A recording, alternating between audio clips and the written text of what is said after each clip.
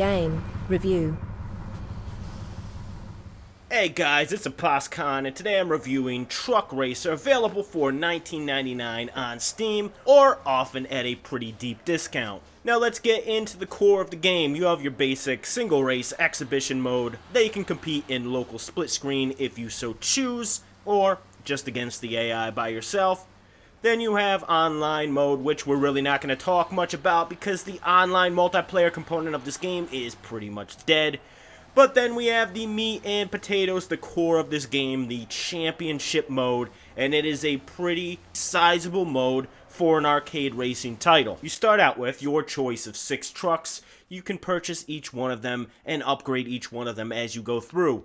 And that's where this game really shines, in its upgrade system. There's a litany of upgrades for each truck, and these upgrades actually have a profound impact on the races themselves. Tracks vary from asphalt to dirt, from ovals to windy, hairpin-laden F1 style tracks, and you need to adjust your truck between each race in accordance with what type of race style you are presented in the next event. Now, a lot of games pay lip service to this model of upgrading your vehicle, of swapping in and out parts, of switching tires and changing between dirt and asphalt. But this game actually does a pretty good job of making those changes have a drastic impact on the game. If you built your truck for speed, and you enter into one of these tracks that has a ton of hairpins, you're going to be in some trouble.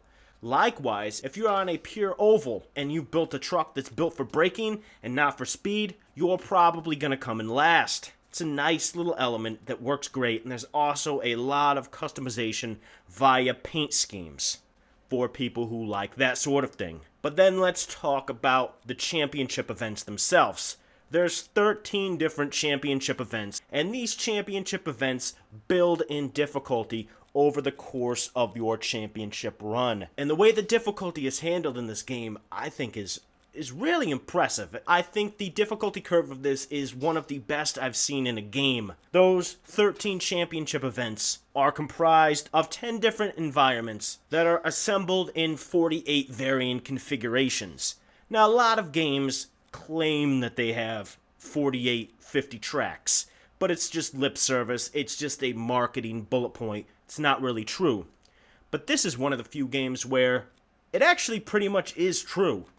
The tracks vary greatly from difficulty level to difficulty level. When you're in one of the easier championships, one of the environments might be just your traditional oval track with maybe 1 or 2 difficult turns. By the time you've reached the highest level, that same environment, you're going to find that same track comprised of breakneck turns and hairpins galore, tire hazards, just the works. It's really impressive the way that the difficulty builds over time. And the difficulty of the AI drivers also builds over time. So while you will be crushing the AI early on in this game, by the time you reach the highest level, a couple of the drivers will be giving you stiff competition. Now, that isn't to say that the AI drivers in this game are perfect because, well, they have a couple issues. This game really reminds me a lot of Dirt Showdown, in that it has a nice balance between dirt and asphalt, a nice arcade feel with just enough touch of sim elements to make the driving feel meaty, and a wacky but interesting damage model to all the vehicles. But they both also suffer the same sort of wacky AI issue where the AI really loves crashing into each other. They will just turbo around every corner and just slam into each other.